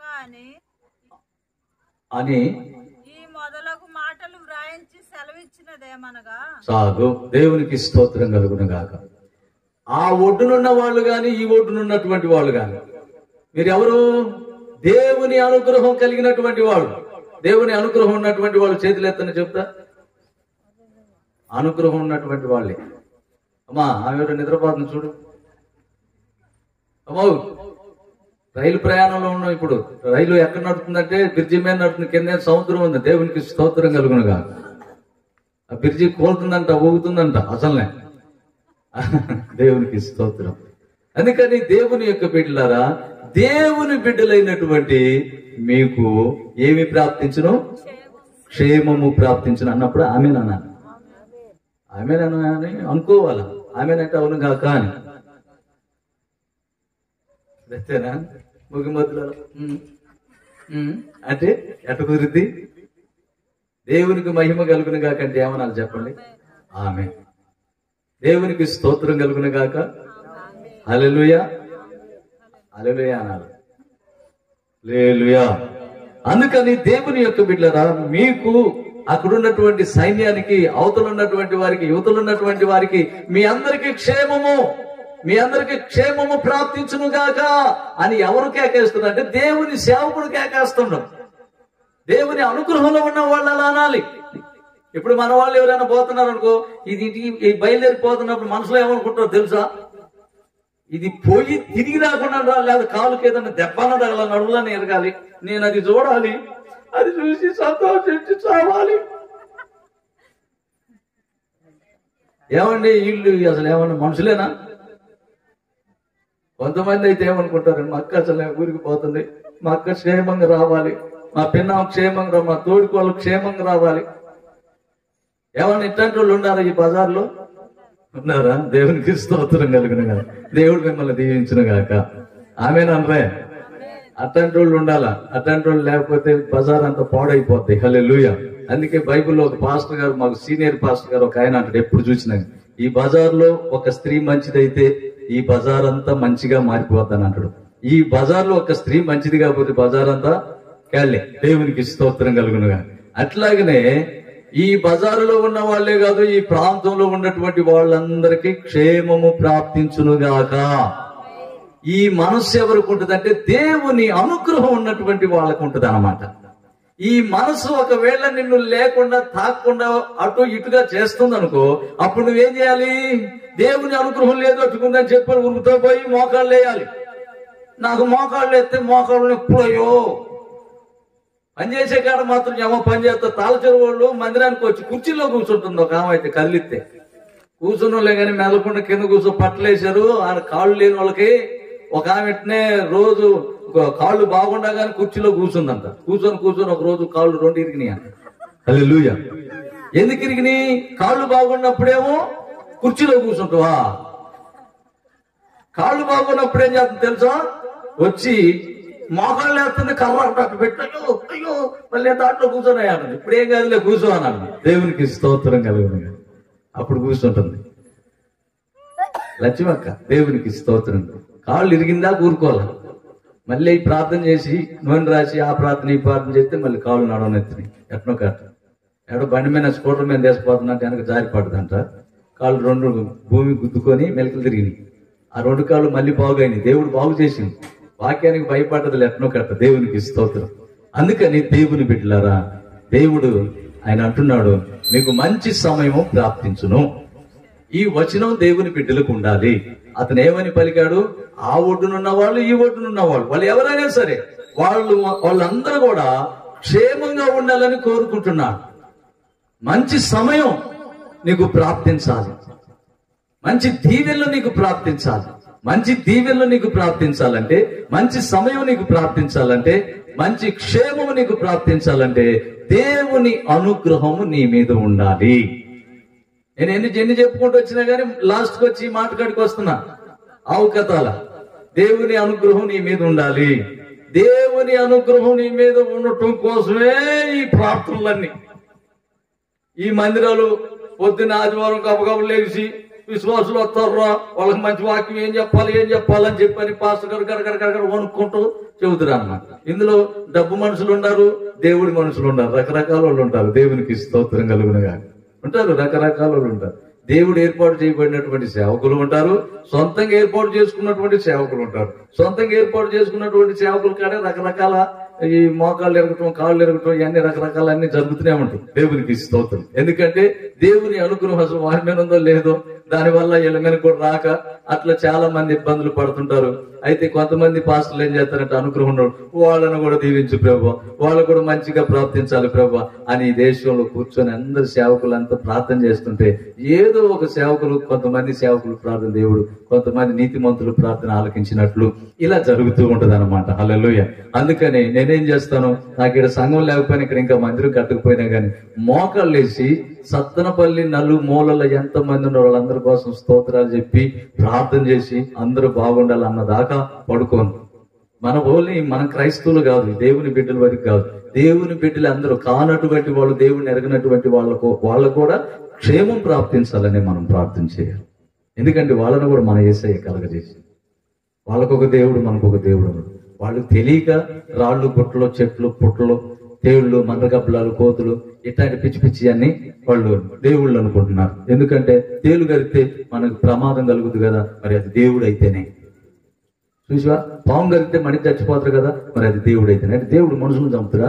మనుషులు చంపాడు దేవుడు అండి. హల్లెలూయా. ఇలాంటివన్నీ ఎన్నుకుంటారు తెలిసి తెలియనటువంటి వాడు. అందుకని దేవుని బిడ్డలారా, యోబు గ్రంథం 36వ అధ్యాయము 11వ వచనాన్ని చివరి మాట చదువుకొని ముగించుకుందాం, ప్రార్థన చేసుకుందాం. చదువమ్మా. యోబు గ్రంథం 36వ అధ్యాయము 11వ వచనం. వారు ఆలకించి ఆయనను సేవించిన ఎడల వారి దినములు క్షేమముగాను వారు సంవత్సరములు సుఖముగాను వెళ్ళబుచ్చుతారు. హల్లెలూయా. విన్నారా? మీ దినములు మీ సంవత్సరములు ఎట్లా సుఖముగాను సంతోషముగాను ఆనందంగా వెళ్ళబుచ్చాలి. అంతేగాని ఒడిదుడుకులుగా కాదు. గుడ్డోడి నడకాలు ఉండకూడదు. దేవునికి స్తోత్రం కలుగును కాదు. 2 కళ్ళున్నోళ్ళం మనం. ఒకప్పుడు కళ్ళు లేవు మనకు కూడా. ఉండేయండి, దేవుడిని ఎరక ముందు ఉన్న కళ్ళు కావదని చెబుతాను నేను ఎప్పుడైనా సరే. దేవుణ్ణి ఎరిగి నాకు వచ్చినటువంటి కళ్ళే కళ్ళు. ఎందుకంటే అంతకుముందు నేనున్న కళ్ళు ఉండే కొద్ది గుడ్డోడిని. సైతాను నాకు గుడ్డితనాన్ని కలగజేసింది. అందుకని గుడ్డోడిని కనుక్కునే తెలియక చాలా కోట్ల చుట్టూ తిరిగేవాడిని. తాగుబోతుల చుట్టూ తిరగటమే కాక తగులు కూడా తిరిగేవాడిని. పిచ్చి పిచ్చి ఆలోచనలో తిరిగేవాడిని. లేనిపోయిన అలవాట్లు కోరికల్లో తిరిగేటటువంటి వ్యక్తిని. కారణం ఏంటంటే గుడ్డోడిని కనుక. 2 కళ్ళున్న వాళ్ళకి దైవం ఏంటో, భక్తి ఏంటో, పరిశుద్ధత ఏందో, మంచి ఏందో, ఇంకా ఏదేది ఏంటో ఇవన్నీ తెలుస్తాయి అన్నమాట. అందుకని ఆనాడు అవ్వ ఆదాములు ఎప్పుడైతే ఆ పండు తిన్నారో, ఆ పండు ఎప్పుడైతే తిన్నారో మహిమను చూసే కళ్ళు కోల్పోయారో, పాపాన్ని చూసే కళ్ళు వచ్చినాయి. ఇప్పుడు మరలా ఈ కళ్ళు పోయి మరలా ఆ కళ్ళు రావటం కోసం ప్రభువైన యేసుక్రీస్తు లోకానికి వచ్చిండు. చప్పట్లు కొట్టండి. హల్లెలూయా. ప్రభువైన యేసుక్రీస్తు మరలా మనకి కళ్ళు ఇస్తుందన్నమాట. ఈ కళ్ళు దేవుణ్ణి చూసే కళ్ళు. ఇప్పుడు ఈ కళ్ళతో దేవుణ్ణి చూడాలి. ఇప్పుడు మీకెళ్ళి నా కళ్ళు చూసినప్పుడు ఏమనిపించిందో తెలుసా? మీ అందరిని చూసినప్పుడు నా బిడ్డలు అన్న మనసు వచ్చింది. నా బిడ్డలు అన్న మనసు వచ్చింది. సేవకుడు తండ్రి లాంటి వాడు. అంటే దేవుని సేవకుడు అనగా మనకి ఆత్మ సంబంధమైన తండ్రి. శరీరం లేదు అతనికి. అప్పుడు అతనికి వరుసలు ఉండకూడదు. వరుసలు అనేది ఈ శరీరాలు ఉండగానే, ఈ శరీరాలు ఎప్పుడైతే పోతాయి ఏ వరుస ఉండదు. ఒకటే వరుస, ప్రభు బిడ్డలు. అంతే. దేవునికి స్తోత్రం కలుగును కాదు. అందుకని ఈ శరీరం ఉంది కాబట్టి ఈ లోకంలో బిడ్డలు సంతానం కలగటం కోసమే ఈ శరీరం ఆడగూతురని మగ మనిషి అని అట్లా పెట్టారు. దేవునికి స్తోత్రం కలుగును కాదు. పేర్లు అది దేవుడు కలగజేసినటువంటి సృష్టి. ఈ సృష్టిలో నుంచి బిడ్డలు అనేకులు పుట్టి పరిశుద్ధులై పరలోకంలో ఉండటం కోసమే ఇంకా సమయం ఇలా ఇస్తూ ఉన్నాడు దేవుడు. అంతేగాని ఇంకేమీ లేదు. ఇంకా దేవుడు ఎప్పుడైతే వచ్చిండా తీసుకుపోయిందా ఈ భూమి అంతా నాశనం అయిపోతే ఈ భూమిని ఎవరు ఉండరు. అందుకని మనం ఈ లోకంలో ఉండగా మన బిడ్డల కోసం మనం సరి చేసుకోవాలి. నిజంగా దేవుని బిడ్డలైతే తన బిడ్డల కొరకు తనను తాను దేవునికి అప్పగించుకుంటారు. హల్లెలూయా. నిజమైనటువంటి తల్లిదండ్రి గురించి చెప్తున్నాను, డూప్లికేట్ తల్లిదండ్రి గురించి కాదు. హల్లెలూయా. దయ్యపు ఆలోచనలతో, దయ్యపు కోరికలతో బిడ్డలకేదో 4 మంచి మాటలు 4 పాఠాలు చెప్పి పాపంలో నడిచేటటువంటి వాళ్ళ గురించి కాదు నేను మాట్లాడేది. బిడ్డలకి యేసయ్య మనకి ఎట్లాంటి మాదిరి అయి ఉన్నాడో అట్లాంటి మాదిరి అయి బిడ్డలకి మనం జీవించాలి. మనం ఎంత చక్కదనంగా ఉండడం అన్నది కాదు, ఎంత ఎచ్చులుగా ఎంత బడాయిగా ఉండదు అన్నది కాదు. దేవునికి స్తోత్రం. ఏంటి మనకి దేవుడు మనకు అందాన్ని ఇచ్చింది అనుకో, ఆ అందం ప్రభులో కలుసైపోదాం. హల్లెలూయా. ప్రభుకి సొంతం అయిపోయి ఎలాంటి వాళ్ళమైన ప్రభుకి సొంతం అయిపోవాలి. అంతేగాని ఈ వయసు అయిపోతే ఇంకొంచెం కొంతకాలం అయితే ఇంకా ముసలోళం అయిపోతే దేనికి పనికి రాకుండా పోతాం.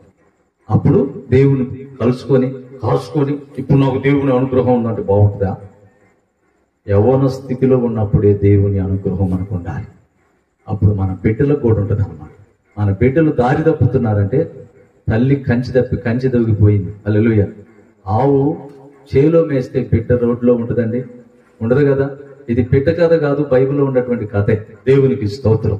అందుకని దేవుని యొక్క బిడ్డ, మన నడవడి బాగుంటే మన బిడ్డల నడవడి బాగుంటది. మన బిడ్డలు బాగా నడవాలి, మంచిగా ఉండాలి, మన బిడ్డలు బాగుండాలన్న దానికోసం మనం దేనికైనా కానీ మనం సమర్థులంగా ఉండాలన్నమాట. దేవునికి స్తోత్రం.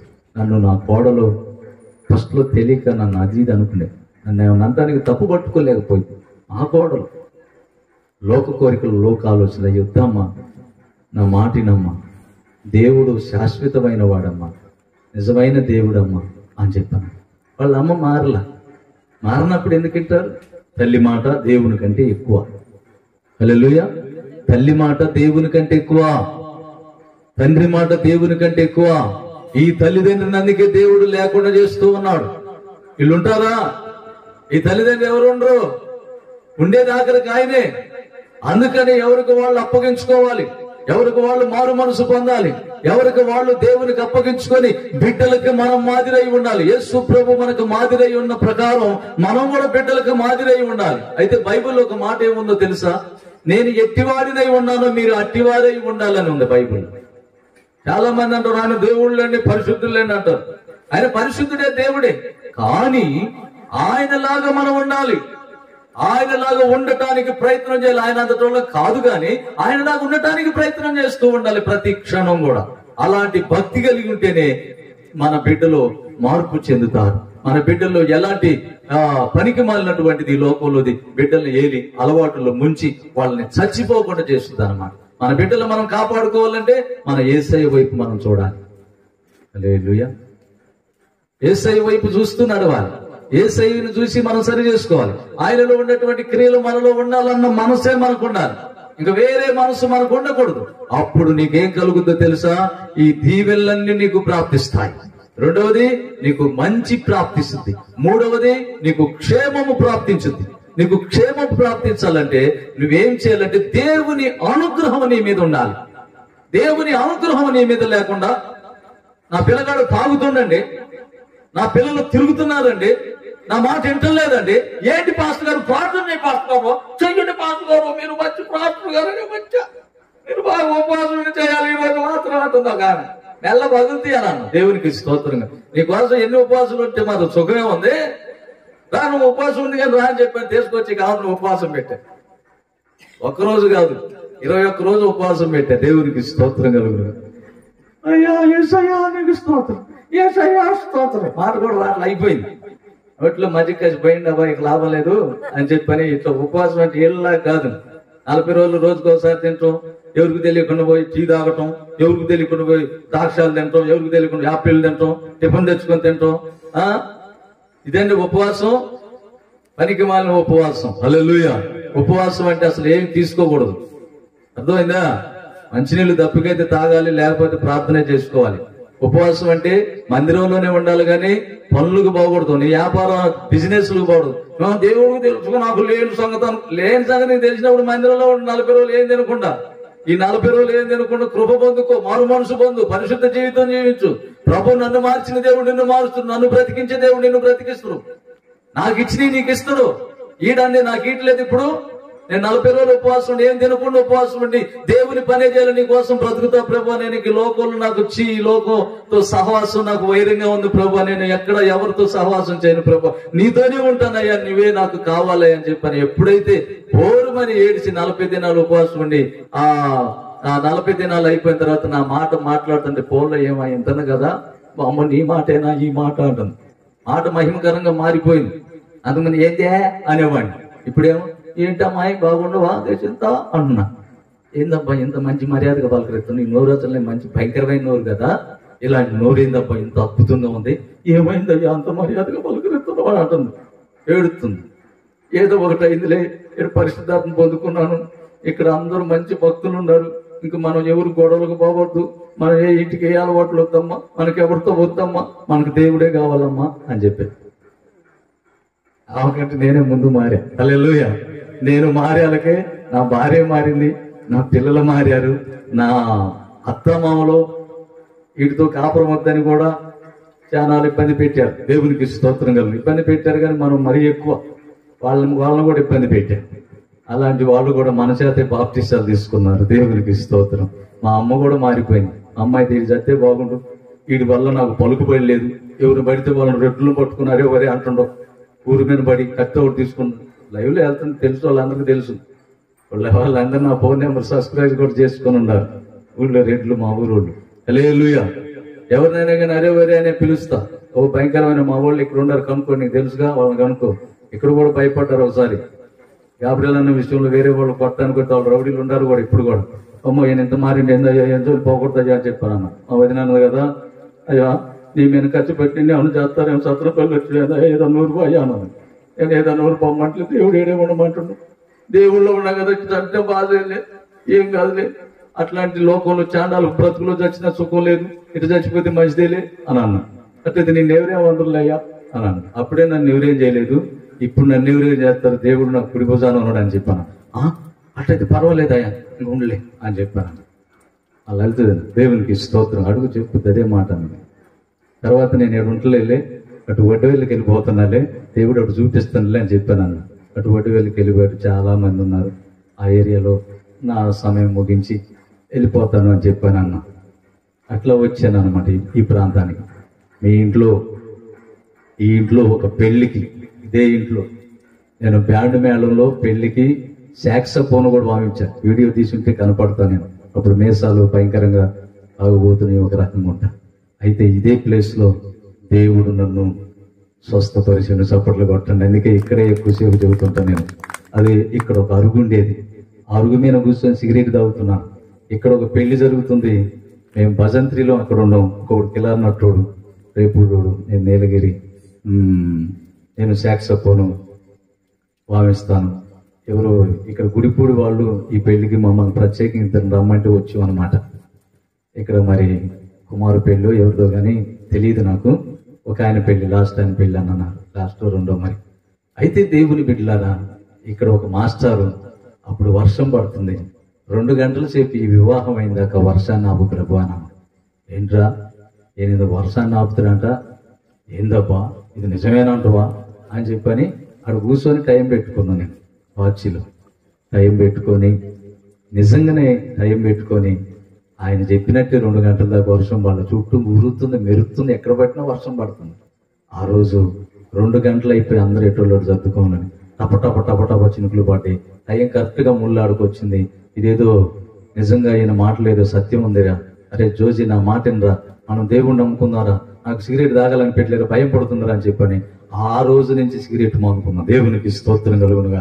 ఇక్కడి నుంచి నడుచుకుంటూ పోతుంటే ఆ శ్రీనివాసాల దగ్గర ఒక స్తంభానికి కళ్ళు కనపడక స్తంభానికి కూడా గుద్దుకున్న. ఆ రోజు దేవుడు బలంగా దర్శించిండు నన్ను. ఆ దర్శించడమే ఇక బ్యాండ్ మేళంలో సాక్సోఫోన్ పక్కన పెట్టి 1000 రూపాయలు కాదు 10,000 ఇస్తానన్నా, ఏ ప్రోగ్రాంలో నాకు డబ్బులు గుచ్చుతానన్నా, ఇక నేను దాన్ని పక్కన పెట్టేశాను.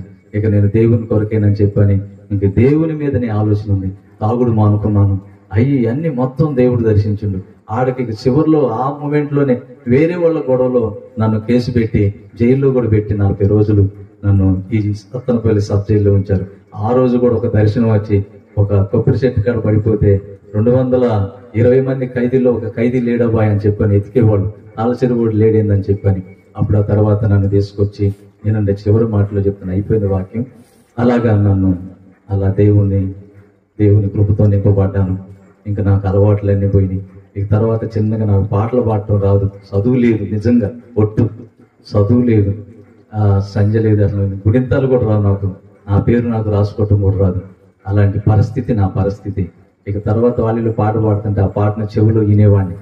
ఒకళ్ళు ఈ పాట పాడతారు, ఓసన్న పాట. ఏం పాట అంటే, మాధుర్యమే నా ప్రభుతో జీవితం, మహిమానందమే మహానందం అని పాట పాడుతున్నారు. ఆ పాటని మనసుతో నేర్చుకున్నాను. రాయటం రాదు, తెలియదు. ఇక తీసుకొచ్చుకొని ఒక చిన్న టేప్ రికార్డు ఒకటి కొనుక్కొచ్చుకొని దాంట్లో యేసు ప్రభు పాటలు పెట్టుకొని, ఓసన్న పాటలు, ఆ పాటలు, ఈ పాటలు పెట్టుకొని వింటూ ఉండేవాడిని. నేను ఆ దేవుడు దర్శించి గుడిసెలోనే ఉండి, చిన్న గుడిసె మాది. ఇప్పుడు అది డాబా అయింది, పక్కన మందిరం అయింది, అన్నీ ఇచ్చిండు, 2 బండ్లు ఇచ్చిండు, అన్నీ పర్వాలేదు. దేవుళ్ళలోకి వచ్చినాక అన్ని కష్టాల్లో నుంచి, అన్ని ఇబ్బందుల్లో నుంచి, చాలా సమస్యల్లో నుంచి నేను వచ్చాను. అందుకని అలాంటి సమస్యల్లో వాళ్ళు ఎవరు ఉండకూడదు, అందరి కన్నీళ్లు తోడ్చడానికి నన్ను దేవుడు నా కన్నీళ్లు తూడ్చిందని ఇక నేను ఆ మనసుతోనే బ్రతుకుతూ ఈ విధంగా కూడికలు ఏర్పాటు చేసుకుంటూ నేను ఈ సత్తనపల్లిలో సాగిపోతూ ఉన్నాను. ఎప్పుడైనా నేను ఇలా పెట్టినప్పుడు మీరు పెందల కాడ రండి, మీకు మంచి వాక్యాలు చెప్తాను. దేవుడు మంచి మంచి వాక్యాలు, చాలా వాక్యాలు ఉన్నాయి, అవన్నీ మీకు బోధించి మీ మందిరాలకు మీరు వెళ్ళిపోండి. నన్ను దేవుడు ఎన్నుకున్నాడు కాబట్టి నా కాడికి వచ్చే సైన్యం సత్తనపల్లిలో ఉంది కనుక వాళ్ళందరూ వస్తారు. మీకేదన్నా ఎప్పుడన్నా కృతజ్ఞతగా మందిరం అయినప్పుడు కానీ ఎప్పుడన్నా భోజనాలు కానీ దేనికన్నా పిలిస్తే రండి, దీవించిపోండి. దేవునికి స్తోత్రంగా. మీరు ఎక్కడ రక్షించబడ్డారో అక్కడే ఎదగండి. అయితే చివరి మాట చదువుకొని ముగించుకుందాం. ఒక్క మాట ఉంది. ఏబు గ్రంథం 21వ అధ్యాయం 16వ వచనం చదివి ముగించుకుందాం.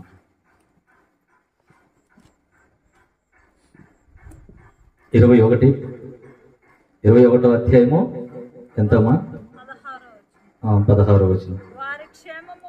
16 కాదు, 16 అంతే. వారి క్షేమము వారి చేతిలో లేదు, భక్తిహీనుల వేచన నాకు దూరముగా ఉండునుగాక. హల్లెలూయా.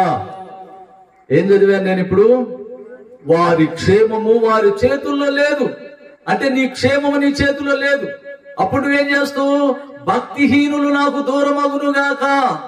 అంటే భక్తి లేని స్థితి నీకు దూరంగా ఉండాలి, భక్తి కలిగి నువ్వు ఉండాలి అని దానికి అర్థం అన్నమాట. అందుకని నీకు మంచి క్షేమము నీకు ప్రాప్తించాలి, మంచికి ప్రాప్తించాలి, క్షేమము ప్రాప్తించాలి, ముందు దీవెనలు ప్రాప్తించాలి. ఈ 3 ప్రాప్తించాలని దేవుడు కోరుకుంటున్నాడు. ఎలా ప్రాప్తిస్తాయో మీకు చెప్పాను. ఏం చెప్పాను చెప్పండి? దేవుని అనుగ్రహం నీ మీద నిలిచి ఉండిన ఎడల, అది నిలవని ఎడల నరికివేయబడదు. నిలిచి ఉంటే నువ్వు ఈ విధంగా దీవించబడతావు.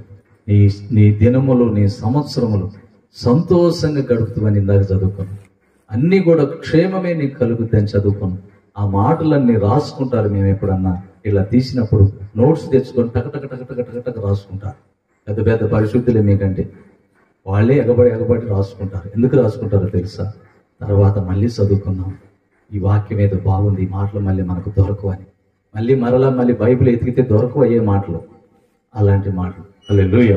ఎప్పుడు కూడా మోకాళ్ళు వేసి బైబిల్ పట్టుకొని చదువుకుంటూ తీసుకున్నటువంటి వాక్యాలు. అందుకని దేవుని బిడ్డలారా బాగా జాగ్రత్తగా వినండి. చివరి మాటల్లో ఉన్నాము కనుక అందరూ ఎలర్ట్గా ఉండండి. మీకు చివరి ప్రార్థన చేస్తాను. దేవుని అనుగ్రహంతో మీరు ఇంటికి వెళ్తారు. ఆమేనండి. దేవుని అనుగ్రహంతో అందరూ మంచిగా కూర్చోండి, మంచిగా అలర్ట్గా కరెక్ట్గా అది అట్లా కూర్చోమ్మా. అట్లా కూర్చుంటే మంచి నువ్వు కూడా పెద్దామా. ఒరిగిపోతున్నావు. అందుకని ఒరిగిపోయి ఈనేది వేరు, వరకుండా ఈనేది వేరు. అందుకని అలా ఇంటే నీకు కృప వచ్చిద్దని. అందుకని ఏం చెప్పాను చెప్పండి? దేవుని అనుగ్రహము ఎవరి మీదైతే ఉంటుందో ఈ దీవెనలన్నీ వారికి ప్రాప్తిస్తాయి. దేవుని అనుగ్రహం ఎవరి మీదైతే ఉంటాయో నీకు మంచి ప్రాప్తించింది, మంచి సమయం ప్రాప్తించింది. మంచి సమయం అంటే ఎప్పుడు చూసినా మంచే. నువ్వు బ్రతుకు దినములన్నీ కూడా సుఖంగాను, సంతోషంగాను, ఆనందంగాను గడుపుతావు. ఒకరి మీద ఒకరు ఎగిరెగిరి పడి కొట్టుకొని తిట్టుకొని ముఖబంధాలతో అలిగి ఇట్లాంటి పరిస్థితులు రావు అన్నమాట. అట్లాంటివన్నీ రాకుండా ఉండాలంటే దేవుని అనుగ్రహాన్ని మనం కాపాడుకోవాలి. నేను ఇక్కడ ప్రార్థన పెట్టాను. ప్రార్థన పెట్టేటప్పుడు పిల్లలు ఆడుకుంటున్నారు, వాళ్ళకి తెలియదు. పెద్దోళ్ళు కూడా ఆడుకుంటున్నారు. దైవ సేవకుడు అంటే దేవునితో సమానం. భయం ఉండాలా, భక్తి ఉండాలి. అప్పుడే దేవుని అనుగ్రహం ఉంటుంది. అర్థమైందా? ఈ మాటలు ఎందుకు చెప్తున్నానంటే మీరు నన్ను ఏదో అనుకున్నా నాకు పర్వాలేదు, మీరు బాగుంటే అదే నాకు చాలు. దేవుడు నాతో ఉంటాడు. అది నేను కోరుకునేది. అంతే కదండి. నేను కోరుకునేది ఏంటంటే దేవుని అనుగ్రహం ఎవరి మీద ఉంటుందో వాళ్ళకి దీవెనలన్నీ ప్రాప్తిస్తాయి. ఎవరి మీద దేవుని అనుగ్రహం ఉంటుందో వాళ్ళకి మంచి సమయం ప్రాప్తించింది. దేవుని అనుగ్రహం ఎవరి మీద ఉంటుందో వాళ్ళకి క్షేమం ప్రాప్తించుద్ది. అన్ని విధాలుగా క్షేమం. నీ సంవత్సరములే కాదు, నువ్వు బ్రతుకు దినములన్నీ కూడా ప్రతి క్షణము కూడా నీకు క్షేమే. అంతేగాని సేవకులు కూడా చూసినప్పుడు ఏ సేవకులే అని ఎవరినో చూసినట్టు అందరూ చూసినట్టు గురించి ఒక ఆమె నన్ను అట్నే ఒక మాట జారింది, ముందుకు బారులుగా పడ్డదంట. దేవునికి స్తోత్రం కలుగును. పట్టం మేకే దిగింది. అక్కడ మేకే అని ఉంటుంది పొలంలో, ఖచ్చితంగా అక్కడ మేక కాడే అని ఎగతాళి చేసిందంట. దేవుని సేవకుల్ని ఎగతాళి చేయకూడదు. ఇక అప్పటి నుంచి దేవునికి స్తోత్రం కలుగును గాక. ఆమె నన్ను చూసిందంటే చాలు, అమ్మో అమ్మయ్యేమో మేసాలు ఒకటి గీరి, మేసాలు ఒకటి తీసి, తెల్లబొట్లు ఒకటి వేసుకొని పోడుకుండాలా పెద్ద పాత్రేమా అన్నదంట. అనొచ్చండి అట్ట. చచ్చినోడిని బతికించిండే ఇది ఎత్తటువంటి ఇంతకుముందు ఈ రోడ్డు నోతుంటే ఇంట్లో తలుపులు వేసుకునే వాళ్ళు చూసినా కానీ భయం పుట్టి దేవుని జరుగుతుందనే అలాంటి పరిస్థితుల్లో వాడు ఈ విధంగా ఉన్నాడంటే నువ్వు ఎంతగా ఆలోచించాలి. హల్లెలూయా. ఆలోచనలో నేను ఏ బజార్ని వచ్చినా భయమే. నేను అక్కడే కాదు, ఇప్పుడు ఇక్కడ ఎంగళరెడ్డి కాలనీలో కూడా నేను పోతుంటే భయమే. మీరు ఎవరో కాదు, గుర్రాల నామి కొడుకు మూగి వాళ్ళని వాళ్ళ బంధువులను కూడా కనుక్కోండి, చెప్తారు నా గురించి. వాళ్ళకి తెలుసు అన్నమాట, మీకు తెలియదు కనుక చెప్తున్నాను. హల్లెలూయా. అలాంటి పరిస్థితి. మనిషిని మంచోడినే, రౌడీజం చేసినోడిని కాదు, రౌడీలాగా తిరిగినోడు కాదు. ఎవరి మీద రౌడీజం చేయను. ఏదైనా సమస్య వచ్చిందని ఆడికి వచ్చానంటే ఆ సమస్య మీద వాడు రౌడీ అయినా ఎంతలో మనగాడైనా అయినట్టే, పెళ్లి అయినట్టే. దేవునికి స్తోత్రం కలుగునుగా. రౌడీలకే పెళ్లిళ్ళు చేశా. హల్లెలూయా. చేయలేదంటే మీకు తెలుసుగా. దేవునికి స్తోత్రం కలుగునుగా. మంచోళ్ళకి కాదు, ఇలాంటి వాళ్ళకి కాదు, మీలాంటి వాళ్ళకి కాదు. మంచోళ్ళ జోలి అసలే పోయేవాడిని కాదు నేను. మంచోళ్ళ జోలి వచ్చిన వాళ్ళ జోలి పోయేవాడిని నేను. అలాంటి పరిస్థితుల్లో నడిచాను నేను. మా ఊర్లో 260 కుటుంబాలు, 60 దీపాలు వెలుగుతున్నాయి మన వల్ల. ఊర్లో రెడ్లకు తిరుగుబాటు చేసి, రెడ్లకు అదురుపోయి మనోళ్ళు ఉండగానే ధైర్యం చేసి, త్యాగం చేసి, ప్రాణాలకు తెగించి నా భార్య పిల్లలను కూడా వాళ్ళని ప్రేమే గాని వాళ్ళ మాట కూడా, మా అమ్మోళ్ళ మాట కూడా వినలేదు. నేను చేసే పని మంచిదని అలా చేసుకుంటూ అలా సాగిపోయాను. చాలా మంది ఇళ్ళ దీపాలు వెలుగుతున్నాయి. వాళ్ళందరూ అంటున్నారు, ఈ పాస్టర్ గారు లేకపోతే ఈ కాలనీ లేదని అంటారు. ఆ ఊరు మొత్తం కూడా నన్ను దీవిస్తారు. ఊరు మొత్తం అన్ని కులాలు కూడా, ఆ శత్రువులు కూడా నెంబర్ 1 అన్నారు. కారణం ఏంటంటే అలా దేవుడు నన్ను అంచెలంచెలుగా తీసుకొని వచ్చాడు. పాడు అలవాట్లు, పాడు పనులు నేను చేయలేదు అప్పుడు, కానీ తిరుగుబాటు చేశాను. మన వాళ్ళ మీద, మన వాళ్ళ జోలి వచ్చిన వాళ్ళ మీద చేసి ఎన్నెన్నో తిరుగుబాట్లు చేశాను. అన్యాయం పోలేదు. కొట్టేలే కానీ ఎవరినైనా చంపటం అనే పని మాత్రం నేను ఇప్పుడు చేయలేదు. దేవునికి స్తోత్రం కలుగును. అలా చేసుకుంటే అలాంటి మంచి మనసే ఉంది.